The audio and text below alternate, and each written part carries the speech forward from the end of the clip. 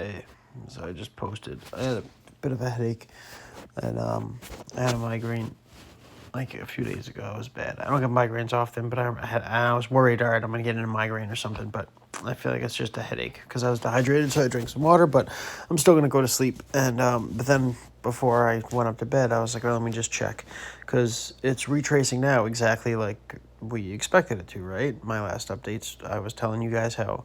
I exited my short-term trades because I expected the correction on that 4-hour model, right?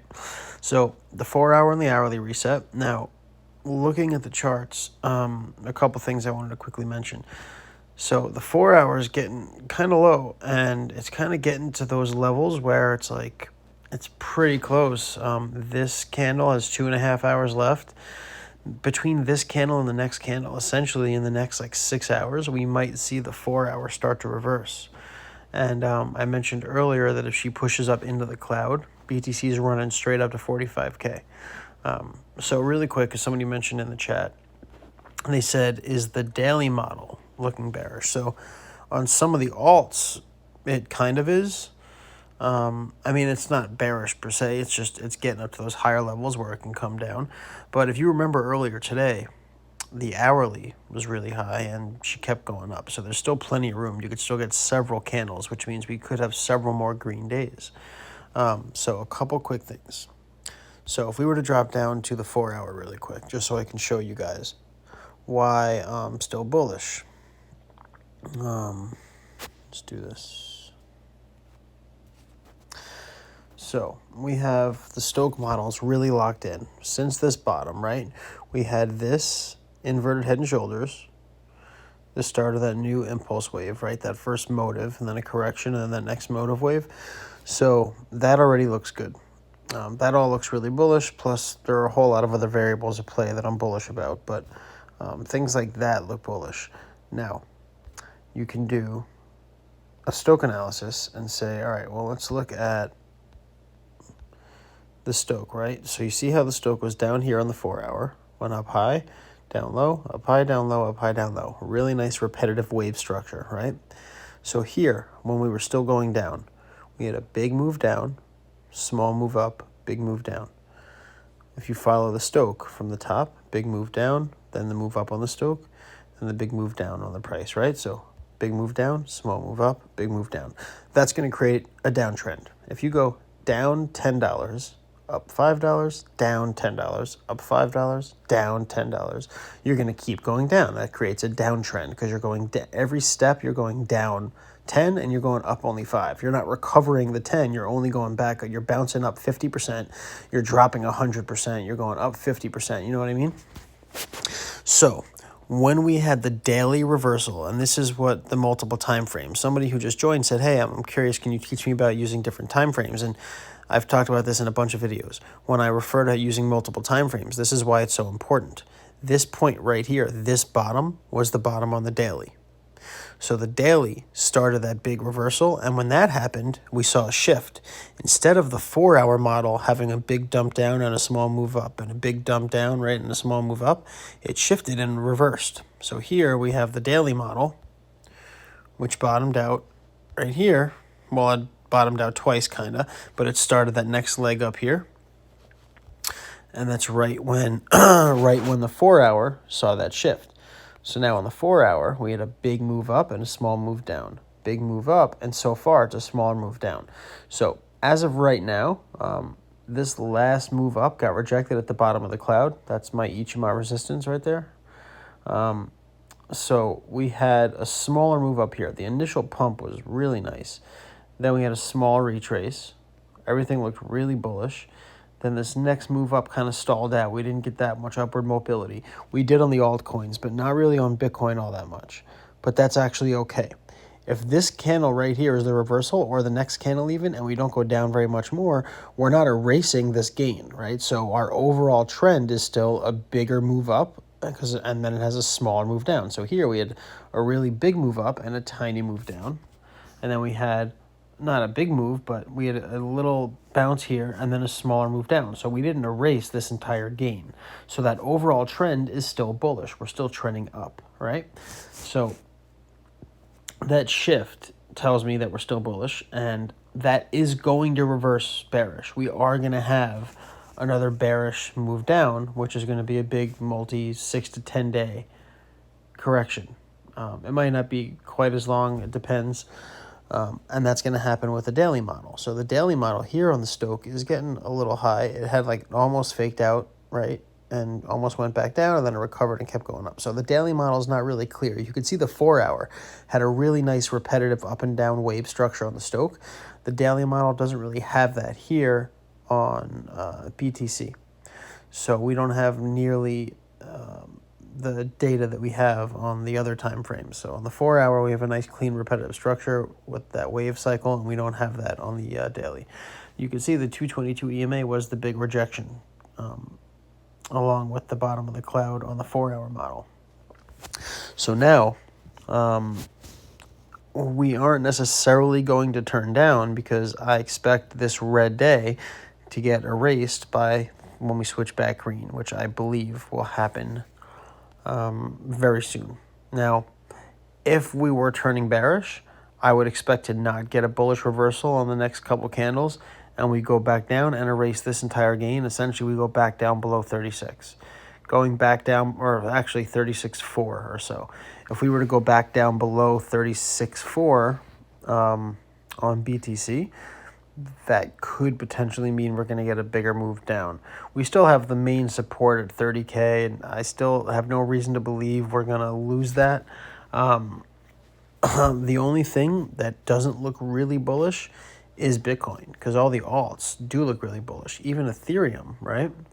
Even Ethereum had a much more aggressive recovery run than BTC did. It's similar, where it had a big move up and a smaller move down, then a big move up. But still, it's really aggressively bullish, and the Stoch on the 4 hour here is not quite as clean as it is on Bitcoin. But the Stoch is higher on the daily. But again, like, look what happened here on this last pump, right? This big pump up. Look what happened to the Stoch here. It got really high, and then it just kind of moved sideways. So it's one thing to answer the question that Muniak asked in crypto chat in the group. He said, are you concerned with the daily Stoch potentially getting to those higher levels and resetting? And the reason why I'm not is because we don't have a clear daily chart here. Like, we're not looking at what we had on the 4 hour. The 4 hour on Ethereum, more on BNB, but even on Ethereum. Again, like I was saying before, look at this. We have a clean, repetitive, up and down, repetitive cycle, right, on the Stoch. That up and down is constant, and whenever that happens, we see a correlated move on the price action. But when you look at the daily, we don't have a nice, clean, repetitive pattern, so you can't really use that to predict what's going to happen next.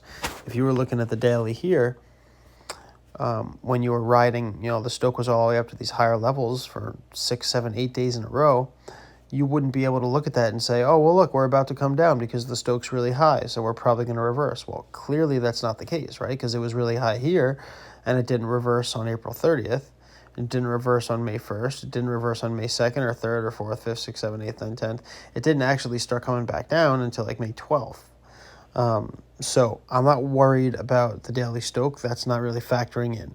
The one thing I'm looking for is on the 4 hour. The 4 hour is what matters the most, and you'll see we had this nice move up, and then we retraced a little bit, but we haven't erased that whole gain, just like I showed you on Bitcoin, same thing on Ethereum.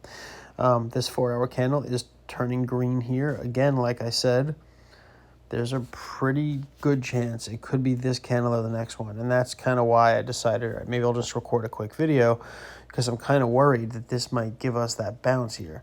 So if the hourly, I haven't looked at the hourly, hold on. Yeah, look at the hourly. The hourly is turning really bullish here. So it looks like we're going to get that bounce based on the hourly. That's probably going to cause the 4 hour to reverse. So this candle or the next candle. I think I have to get into trades here, because if I'm going to sleep, even if it's a little bit later, I'm going to miss out. So I don't really have a choice. So if I entered a trade right here on Bitcoin, I would like to have my stop loss into the cloud, but as long as I have it below the prior bottoms, I could set my SL just about 2.25% below my entry. Because if I do that,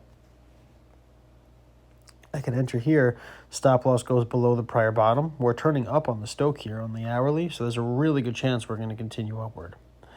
So I think Ethereum and Bitcoin, I have to get into those short-term plays right now, although Bitcoin hasn't been moving as much as everything else. So it might just be better to not get in, although, to be honest, it would be nice to get one of those super green Bitcoin days so she can catch up a little bit and start picking up some speed on a recovery, because so far she really hasn't been. The hourly chart for Ethereum, I kind of liked my setup before, how I could have my stop loss a little over 2% below my entry. Here, I kind of want to set my stop loss 3% below my entry, because if I buy right around here, then my stop loss can go below the 99 EMA.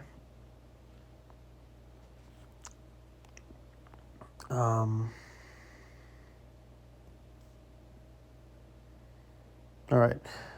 What I'm going to do is I'm going to place a couple orders on Ethereum, and I'll do one on Bitcoin as well. Let me see if BCH, because BCH has been a really aggressive mover. If she's got the same setup, so the 4 hours not as bullish, but the hourly could be reversing. So if I buy right around the current price on her, so that would work. Like I said, I'm going to be below the EMAs, although I don't like that I'm not below the prior bottom with these wicks. That makes it a little bit more concerning. Let me check and see. Maybe LTC would be a better trade instead of BCH if I wanted to get into one more of the majors, because LTC and BCH should both give us a nice bounce. Yeah, I think LTC is the better play, just because I have better risk control. I can enter here.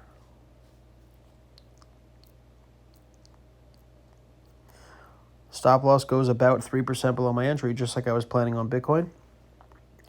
And I have the horizontal support here and the EMAs. Now, it's not below the bottom wick here. There's a little wick that goes a little lower than where I would place my SL, 3% below entry.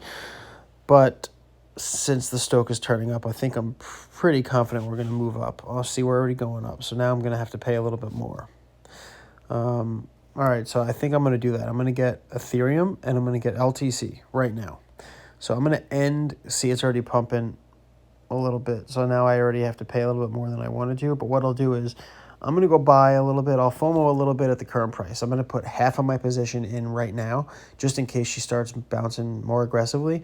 Then in case she dips back down a bit, I'll set my lower buys, and hopefully it dips a little bit to fill. But worst case, if she starts pumping, at least I'll probably put in like 50 or 60% of my position now, and then I could buy in more. That'll lower my average entry.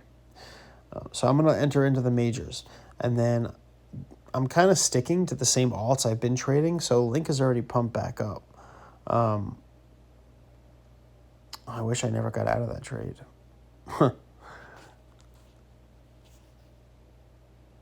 If I was paying attention, I would have caught that. So DOT might be a good one. Matic kind of burned me earlier, but I was so close. Like, I didn't get in that early. It was a little early, but it wasn't too early. I think Matic's going to have a nice bounce. So I should probably get back into Matic. But I don't have a good way to control my risk in this scenario. BNB is already bouncing a little too much for me to get into. All right, let me get my orders in on LTC, Ethereum, and BTC. I'm just going to do that really quick. Then I will do another video, or instead of a video, I'll just do, I'll post to the group what other trades I get into. I'll look at the alts and see if I can find some other trades I like. So for now, I'm just going to get into those three, the three majors, ETH, BTC, and LTC. And then I will post other trades to the group when I get into them. All right, stand by.